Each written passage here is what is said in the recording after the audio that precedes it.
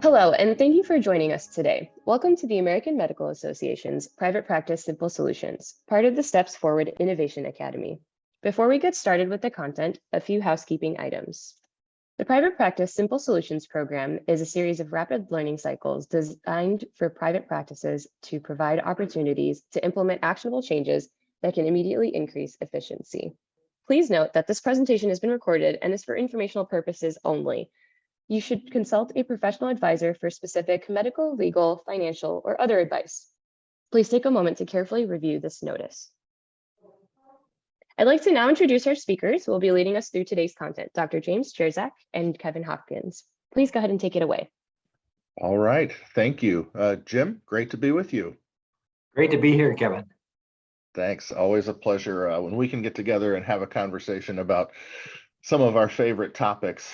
So before we get into some of the specific questions that have come in regarding team documentation, could you give us just a summary background of sort of the classic description of team-based care, sort of what we were doing pre-COVID and how we initially designed some of our team-based care models, both in my health system and yours and others? Yeah, you bet. I mean, a big part of the change with team documentation and team-based care had to do with the demands of the EHR. So one part of our, one of the three parts of our classic team-based care model was the redesign of the office visit.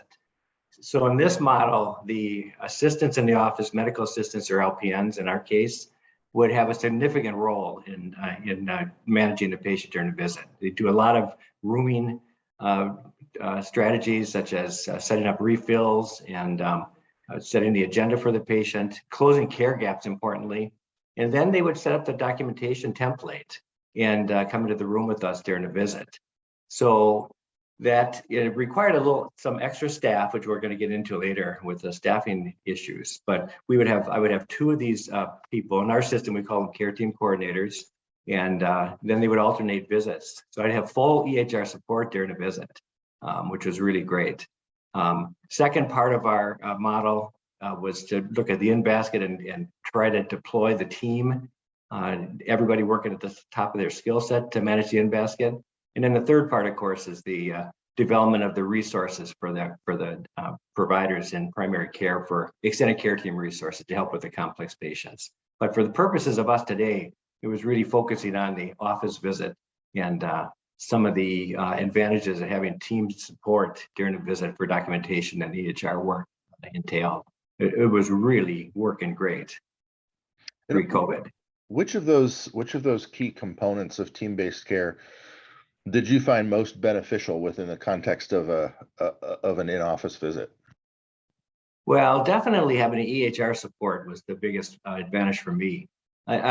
We had tried to empower our medical assistants and LPNs to look proactively at things like care gap closure and things of that nature, refills and all the things we talked about, but having them in the room doing not just the documentation piece, but also pending orders and putting in referrals and things of that nature made a huge difference. In fact, I lost my ability to do things like putting in referrals because I had so much support for the EHR.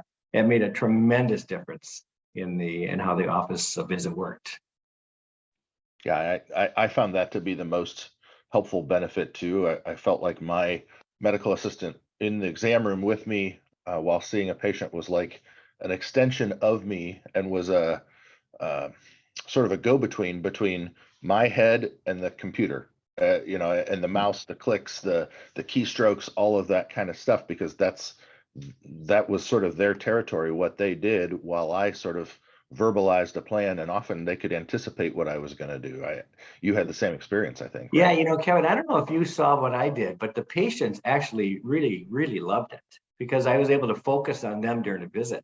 In fact, one of the first days of the pilot, a patient said to me, "I feel like I've got my doctor back," because I was no longer distracted by the EHR. So that was really pretty awesome. Yeah, technology is great, but it can get in the way of our interpersonal human relationships. One of the things that motivated me to implement a team-based care model in my practice was a comment that a patient made on a patient satisfaction survey or patient experience survey that said, I think the doctor spent more time examining the computer than examining me. And for me, that was really telling. It took some of the humanism out of our interactions with our patients. Absolutely. Yeah. So things have changed. Obviously, we've got virtual visits. There's technological components to those, and we'll talk about how to utilize team-based documentation in virtual visits in a little bit. But I want to address sort of what may be the elephant in the room around this is the staffing challenges and workforce availability shortages that most, if not all, healthcare organizations and even lots of other businesses and industry has experienced over the last couple of years. So how would you recommend securing the buy-in of organizational leaders to prioritize team documentation, particularly in the current environment of workforce availability and staffing challenges? Well, for all of team-based care, you have to procure buy-in from your leadership of your organization. So communication is really important. You know, the burnout of the primary care providers, well, all healthcare workers, has been a major factor. And, you know, in our system with our team-based care model, we've had a lot of luck recruiting and a lot of luck retaining physicians because of the team-based care model. So somehow communicating with them the advantages, not just of the burnout issues, but things like quality measure improvement. When you have your staff helping you with care gap closures, we saw significant increase in closure of care gaps, which in turn then leads to an improvement in value-based reimbursement, which has been really great.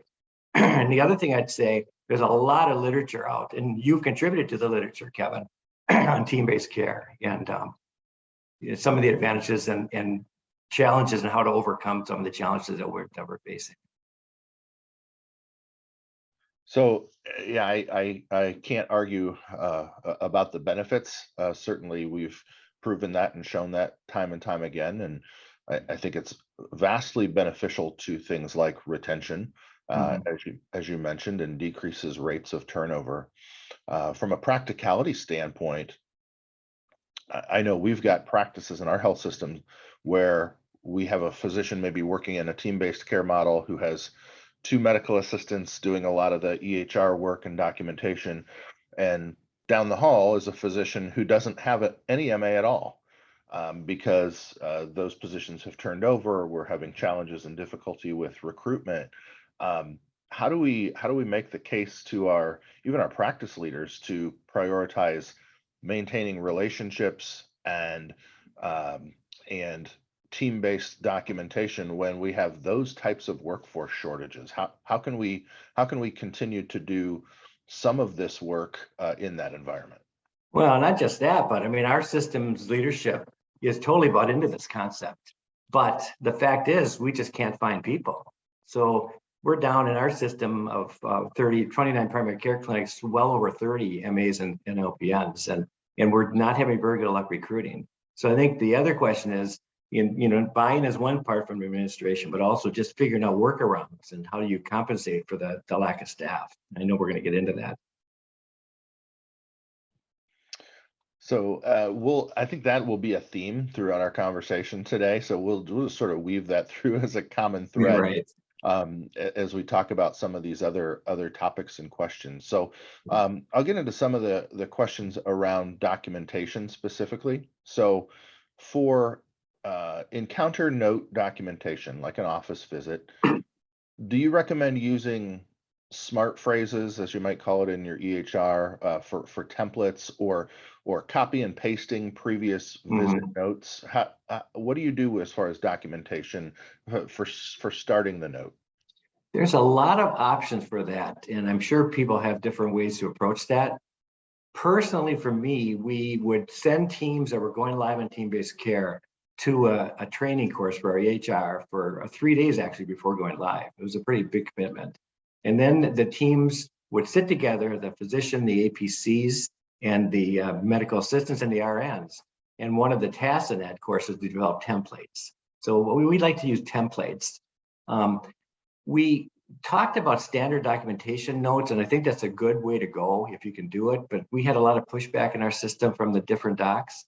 So the problem is if you don't have standard notes, then if you're having staffing shortages and you're having people fill in, it's difficult for them to figure out what template you're using. So we're trying now to sort of compensate for that and get back into standard notes.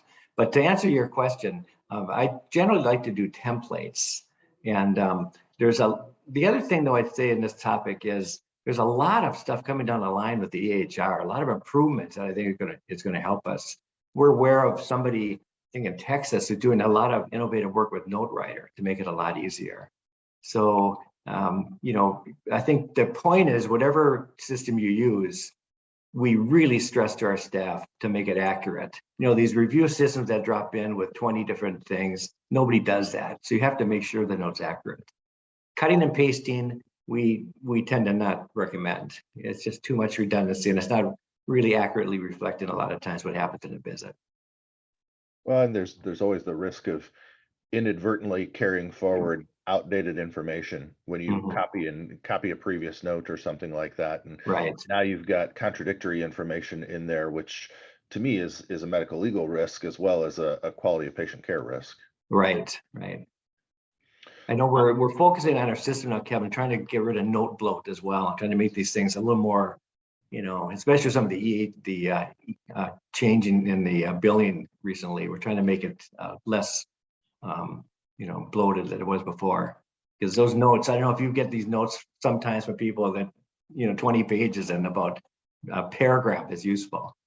Right. There's so much extraneous information and so much of it is pulled in automatically through links and things like that. But you mentioned the billing and coding updates. So the 2021 E&M billing and coding guideline updates that provide for billing based on medical decision making alone, rather than having a certain number of bullets for the history and the physical exam review systems, all that, or billing based on time, can really help us streamline our documentation and keep it pertinent to the visit for the day. It sounds like you agree with that. Yeah, for sure.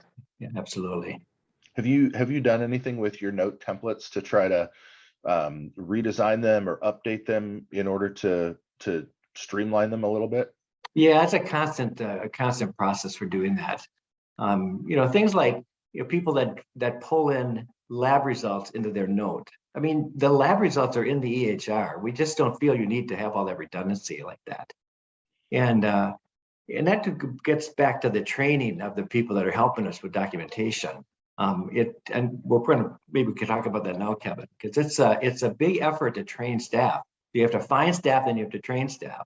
I mean, of course, the payoff is definitely worth it, but you have to make a conscious effort to train these folks, because when you look at a medical assistant or LPN, they really have very little knowledge of what a note is. A review systems versus an HPI, you have to get to the basics and teach them the basic structure of a note, and then you go on from there. But we had a fairly significant training program we developed internally to help people with the notes and how to put them in accurately.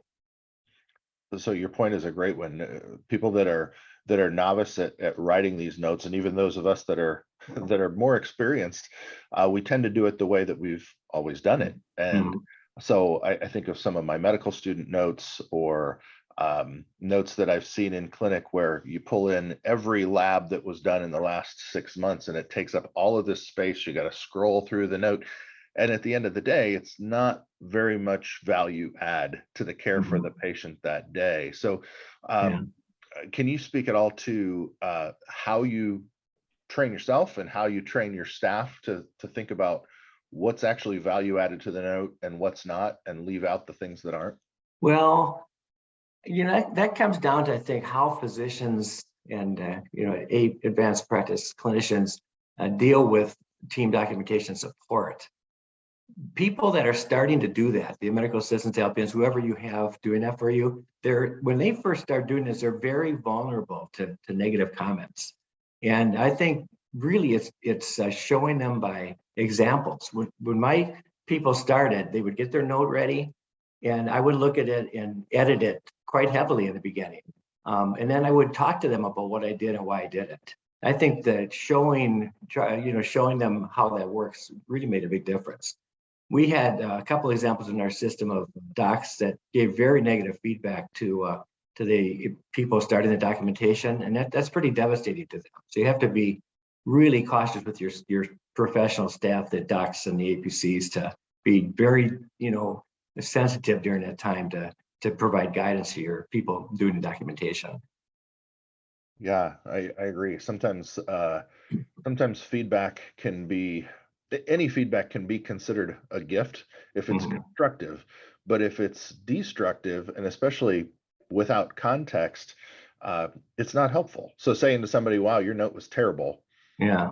that means nothing, right? But showing them, here's what I might have done differently, or showing them some examples of your notes, and even calling out, boy, if I was rewriting this, I would do this differently. And showing that you don't do it perfectly either. We're learning as a team, I think, is valuable. You're right. One of my LPNs was very sensitive. So every time I made a comment, I'd say, now don't take this personally, but, and in the end, she was actually better than me. Than they really have the capability of learning pretty quickly. And when they get to that point, then things are golden then.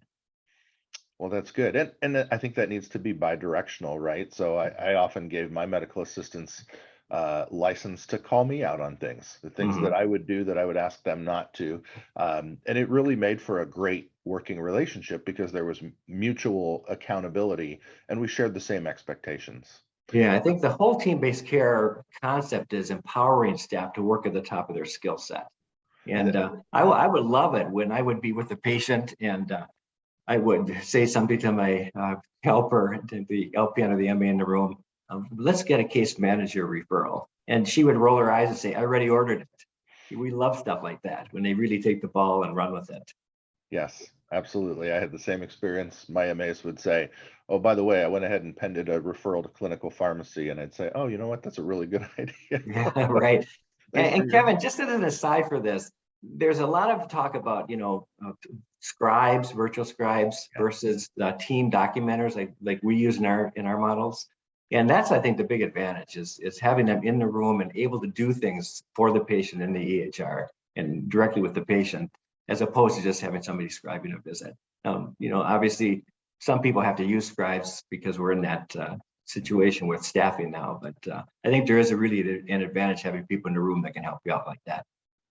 Well, let's talk about that because it really gets to the staffing shortage issue. You're right. I'm a huge proponent for having clinical folks in these roles because they can do other tasks. If I need them to run a urine sample or swab a throat or something, they can do that. I can't ask a scribe to do that. There's certainly a difference between having a clinical person and basically a clerical person help with EHR documentation. So Jim, for encounter documentation, as far as filling out an office visit note, who on the care team is allowed to do what in the EMR? For example, can an MA enter medication changes to update the patient's med list? Who's allowed to do what parts of the information entry? Yeah, that can be a little tricky. And we did have our risk managers look at that pretty closely. And it does, I think, Kevin, vary somewhat from state to state, actually. But in our case, we really got the understanding that the medical assistants LPNs can definitely enter the note, HPI and things of that nature. We actually have them populate visit diagnoses from the problem list by clicking on that little thing. So we have the assessment started. And, when they're rooming patients, they are reviewing the medications and they're pending refills, trying to decrease in-basket work. We're trying to have people do their refills at the time of the visit. And the medical assistants and LPNs pen the refills. They don't sign them. We have to review them and sign off on them. But, that's very helpful to have that all done. As an aside, we always tell them not to just ask the patient if they need a refill, because if they have 2 pills in their bottle, they'll say no. But really look at the record, and if they're due, you refill it. And as a corollary of that, we don't really want to have refills make the patient come back at a certain time. In other words, refill for a year, but then make the appointment for the follow-up prior to leaving whenever it's due. Don't depend on refills to force patients to come in. You just want to decrease those calls. Historically, a lot of us used to use the prescription as the hook to get the Mhm. patient back in, but it doesn't work. Yeah. And it actually creates more work down the line because of refill requests and things. Yeah. Um, I like what you said too about looking at the medication record to see if the patient's actually due for a refill. Mhm. I don't know about you, but I get a lot of, or used to get a lot of requests of patients call for a refill when there's refills remaining on the current prescription at the pharmacy that have not Mhm. expired. Yeah, that's And interesting. or they ask for a refill on one medicine, and when we look at their medicine list, another medicine is due for a refill in 2 weeks. And if we don't just do it now, we're going to get another call. Yeah, we actually had a measure, Kevin. I think we're not doing it now, but in the beginning of our team-based care model, where we would measure the percentage of people that call within 2 or 4 weeks of an office visit for refills. And that was something that we wanted to try to minimize as much as we could. So I want to get back and sort of to the topic of the staffing challenges that we Mhm. talked about in the open. Um, how how can we continue to do some of these team-based care, team Mhm. documentation workflows in an environment where we're short of people? How do you prioritize the work in your clinic? Okay, now that question is right up my alley because we're really looking at this really closely at our system. One thing that we did right off the bat as we had staffing challenges was driven to some extent by that LPN I was talking about earlier. So I had 2 of these folks helping me, and we lost one. So it was down to 1. And many people in our system now don't have the staffing that we had previously. So she helped me develop a protocol for how to do an office visit with one of these helpers. So what she would do, very important to continue to do all the enhanced rooming, care gap closure, refill, pending, setting up the note on the template, and then starting the HPI. So then after she did all of that, then she'd hand the patient off to me, and she would go do all the other work that she had to do in basket and getting the next patient ready and everything. And then I would go into the chart. Now, when she does all that, I found what I had to do in the chart in the room alone with the patient is very minimal. In fact, I really wouldn't do any documentation at all when I was in the room because the note was already templated in and added to by her. So I could still primarily focus on the patient and then close at the end of the session, close a visit. One thing that she came up with, this LPN did such a great job, was she realized that it was better for us if she scheduled the next appointment when she was rooming. And she knew my protocols for when I wanted to see people usually. So if she set up that appointment and put in orders for the lab for that appointment, the pre-visit labs, then I could just close a chart when I was done with the patient. I would go to my workstation, do the final editing and additions, and then close the chart. We really want to have people close their charts before the next patient if possible. Because once you're doing work after hours, who can remember what you did? It's much more efficient to try to close things right away. And with that one, the model of the one-to-one model that we were working with, I honestly, Kevin, didn't find it that much of a disadvantage compared to when we had 2. Now, obviously, these people are working really hard, and there's got to be attention to burnout for the staff too. But it was a model that really works pretty well with the one helper, as long as they do that type of a workflow.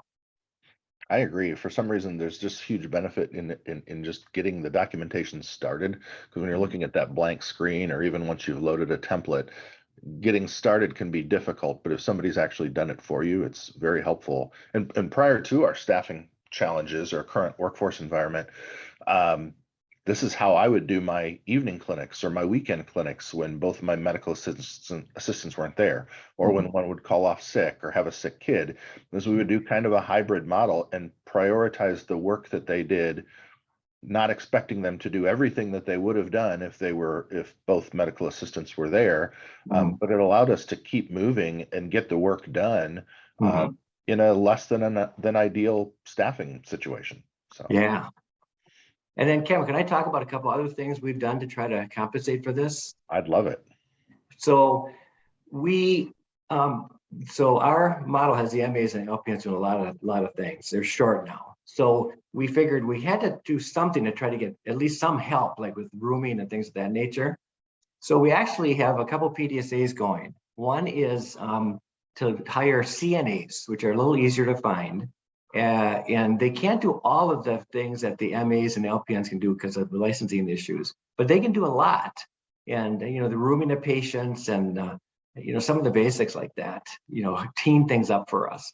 So it's just somebody to sort of help the MA, LPN do some of these tasks that don't require licensure.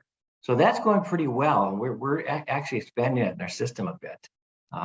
The second thing that I'm really excited about is we're in some teams pairing one of our LPNs or MAs with an RN. And for some reason, RNs have been easier to find in our area than MAs and LPNs. Some are coming out of the hospitals because of burnout, things like that. But they having an RN dedicated with an MA to a physician is extremely productive because they can do a lot of the things like the Medicare wellness exams. We'll have them do RN blood pressure checks for follow blood pressure. And that's another model that's working really well. So we do the one-to-one workflow that we talked about. We are trying the CNAs to try to fill in, hiring RNs to try to fill in. And then the other thing we're piloting is artificial intelligence associated documentation, assisted documentation. And there's a lot to that. I don't know if I want to get into the details, but that's has some promise in some of our practices as well. You have to sort of stick with it and be patient with it because it takes a few weeks to get it up and running adequately. But those are all things we're looking at to try to compensate. Because the things I'm reading, Kevin, this workforce shortage is probably going to be around for quite a while. And we just have to find a way to keep teams functioning without excessive burnout until that can be resolved. Yeah, the trend doesn't suggest that it's going away anytime soon. I was just, as an aside, looking at some data from the Bureau of Labor Statistics last week, and over 60 million people have left their jobs in the U.S. since January 2021. Healthcare is one of the most affected sectors, and we have more job openings than job seekers, and that disparity is the largest ever in recorded history. So it doesn't look good for the near-term future either. I'm glad you brought up AI because I was going to ask you about that specifically, and I know others that are experimenting with that machine learning and how we can get documentation that is of good quality out of that. You mentioned CNAs. When I think of CNAs, I think of certified nurse anesthetist. Is that a nurse assistant? And sorry about that. Yeah, Wisconsin is certified nursing assistant. Okay. So they do a lot of things in nursing homes, actually. So we're getting some from nursing homes into our clinics. Okay. This is going back to who can do what in the documentation. But one question that I get a lot, and I guess you probably do too, is do you have your MAs or LPNs, do they log into the EMR as you, or do they log in as themselves? And how do you handle who does what in the documentation and how the EMR records it? Well, that's a good question. Yeah, I think they log in as themselves, actually. They don't log in under mine. And I know this is so long ago that we worked through all this. So the details are a little bit fuzzy for me, but even by them logging in, doing the HPI, I can just get in on my system and just take it over then. So that's not been an issue for us whatsoever, actually. I don't know what you found with that in your system, but exactly the same. I don't even think about that anymore, but I'll tell you, folks that are just trying to get started in team documentation, that is a very common question. And you can't have somebody else logged in under your credentials, right? I mean, so I'm sure my mouth and jaw drops open every time somebody asks me that question, as does their probably local compliance officer. But right. Let's talk a little bit about the new world of virtual visits. So how would you do team documentation for virtual visits?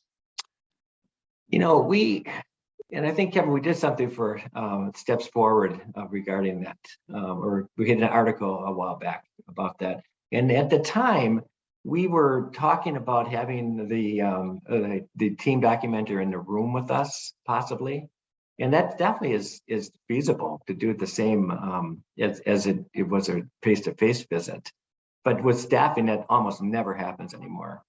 But what I have found, again, is when they do that workflow where they do the enhanced rooming, set up the documentation, and then hand the patient off to me, when I'm on the computer with the virtual visit, they've done all that, it's easy. I mean, so I really don't for that, I haven't had patients come in the room. The helper come in the room for that. It's just no need for it, I don't think. I'm not sure what you found with that. Have you found that too, or if you're using them in the room? Yeah, no, I have not been. And I'll tell you, the percentage of our visits that are virtual now is much lower. We've leveled out at about 10 to 15%. Yeah, So it's a yeah, relatively small percentage, and it's hard to know where that'll be long term. But it is. Yeah. yeah, I mean, I think with any team-based care thing you're trying, be flexible. Like, for example, we were trying a thing with virtual visits where we had the MA or LPN in an exam room, and I was in my office, and we were trying to all log in, and it was just a mess. So we just abandoned that right off. Yeah. So, there's some trial and error with some of these things. You have to just find what works for you. Well, we talked a little bit about gaining buy-in from leadership in the open, and that gets to how do you get started? If you're looking to implement a team documentation model, because we've got to think about what workforce availability we have, what our staffing looks like, who can do what in the EHR as far as documentation. But there's a couple of ways to think about conversion of a practice. What have you seen work best when it comes to converting a traditional model practice to a team-based care model with documentation support? Is it flipping the whole practice all at once, or is it incremental conversion, one physician at a time, going on to a team-based care model with documentation support? Yeah, that's a good question. With my at our system, I was a pilot physician that started this, the first person on team-based care. We started that in November of 14, and we stayed in pilot for like 4 months before we spread with my practice only, as we were learning all the workflows and trying to figure out all the ins and outs of what to do. And then we started spreading fairly slowly. We bought up probably 2 or 3 practices a month. And for us, it took us a couple of years to implement the whole primary care group. But I think to be deliberate and slow is a big advantage. And one advantage of that is you don't have to get a ton of staff in the beginning, of extra staff to do it then. You can usually find sometimes just existing staff to sort of fill in with the model. And then when you're talking about what model to do, like I talked about before, there's a lot of literature in team-based care out there now. And now Chris Sinski of the AMA does a lot of work in this area, the Vice President of Physician Satisfaction. And Steps Forward for the AMA is a great resource for that. But really just do a search and start reading, because you'll see a lot of stuff out there that's helpful. You're right. It's certainly come a long way in the last probably 12 years since you and I were starting to work in this space, and you and I have had great opportunities to work together with Chris and writing some articles and contributing to the literature and speaking about the benefits of team-based care. So thank you for your leadership in that space. Well, I remember in our model, Kevin, we were looking at your article to help develop our model. So yeah, you've done a great job with all that too. Well, we've all learned a lot from each other and our various experiences, that's for sure. Right. What you mentioned training a little bit earlier, as far as training your medical assistants and LPNs, and then you mentioned the CNAs to help with rooming patients and even doing some documentation. What would training look like for caregivers who are involved in team documentation? Well, I think you have to be really conscious of developing a training program with your staff. I mean, I actually don't attend those training programs anymore because it's been all taken over by our MA and LPN and administrative leadership. But you just have to be deliberate in developing this program. And there's templates out there for training you can find online and everything like that. But I think the key is just to have a program that's logical and really starts them from scratch. Don't assume they know a whole lot when you first get started. Right. I know when you and I started in team-based care, it was sort of on the fly, on the job training. Mm-hmm. Both of our health systems have developed more formalized training programs for team-based care since then. Mm-hmm. But everybody's got to start somewhere, and there are resources available, including you mentioned the AMA Steps Forward program and others for how to train your staff to help with documentation. Mm-hmm. Who all would you say on the care team needs some sort of training when it comes to team-based care? Is it just the MAs, nurses, or also physicians? How about clerical staff? Does anybody else need some formal training when it comes to thinking about team documentation? Well, for team documentation, it's primarily with the MAs, LPNs, and RNs because they do documentation with blood pressure checks, things like that. But when you talk about team-based care in general, it's everybody that has to learn about what that all entails. Because there's more to it than just the documentation piece. I know that's beyond the scope of what we're talking about today, but we have the extended care team to help with complex patients and things like that as well. But for the documentation piece, it's really focused on those three areas, I would say, those three. And again, depending what you can find, medical assistants, traditionally, when you read the literature, that's usually what people talk about as your assistants in the room. But for us, we actually have about 50% of these people are LPNs because we just can't find medical assistants. So for us, basically, the MAs and the LPNs are in the same role. We call them care team coordinators, CTCs. But we just had to do that for necessity because we just couldn't find enough MAs. And truthfully, when you look at training, LPNs are actually probably better trained for this role anyway, with just in terms of what they've learned and what they learn in school and what they're prepared to do right out of the box. Yes, we've had the same experience as far as availability of LPNs seems to be better than MAs. A lot of the MA training programs around us have closed or reduced their class sizes, and LPNs seem to be easier to find right now. And RNs are a great option too, especially 2-year RNs, if there's availability of that skill set in your area. Last couple of questions before we wrap up today, Jim. With training, how do you overcome MAs not feeling comfortable with the new scope of work? Things like documenting in EHR sections that they've never been in before. How do you overcome that as a barrier? Well, they need to be trained, number one. And number two, they need support from anybody that's looking at what they're doing. And that's probably it in a nutshell. I mean, the support from the physicians working with them is absolutely critical. And just nurture them and bring them along. It actually works out really well for almost all of the MAs we work with in our system. And how do you handle or overcome delays and inefficiencies that are inherent when you're training somebody on a new job skill? You mean at the time that it takes for that, or what? Yeah. Well, Yeah. Especially I'll add this, in an environment where a lot of our healthcare organizations are behind budget because volume has been down, and so there's pressure there to see more patients, yet we know it's going to take time to train our staff to do it well. Well, and starting slowly, I think helps. Spreading slowly. We would have our staff that was trained we would deploy them and training others too in their clinics. So that helped. But I think the big issue here, Kevin, is look at the big picture in healthcare, in primary care especially. I mean, we have a significant shortage that, by all accounts, is going to get a lot worse over time.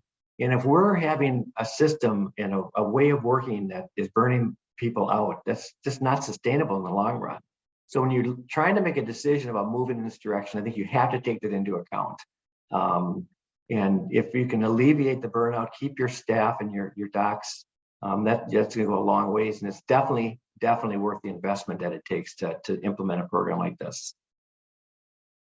All right. Well, thank you, Dr. Jersak, for sharing your wisdom and experience. Any last thoughts that you would like to share with our audience regarding getting started with team-based documentation?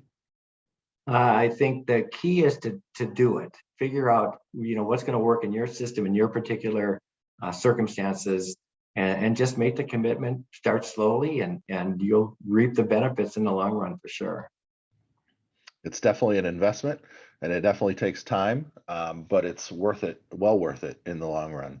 So thank you for being willing to share your expertise and your experience, Dr. Jersak. I appreciate it. My pleasure. Thanks for having me. That concludes today's presentation. Thank you both for sharing your time with us. We encourage you to check out the website for practical tools and resources supporting private practices. Have a great day.